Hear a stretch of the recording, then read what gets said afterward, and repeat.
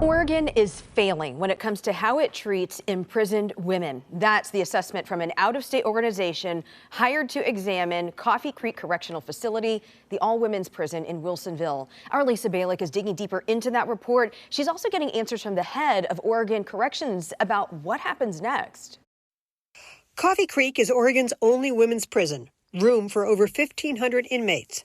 The report, requested by state lawmakers, takes a close look inside and finds, quote, the state's prison system regularly fails women in custody. I asked the head of Oregon's Department of Corrections her reaction. So it's concerning, and as the governor said, it's even sobering.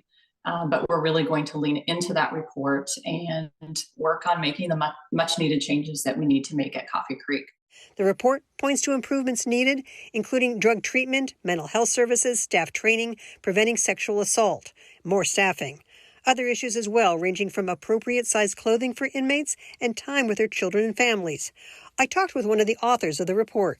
Departments of Corrections typically provide extensive training on a variety of topics. They very rarely include proper training on how to work with the unique needs of women, most of whom are mothers, and have faced gender-based violence. So just those two factors, and there are several more, require different approaches.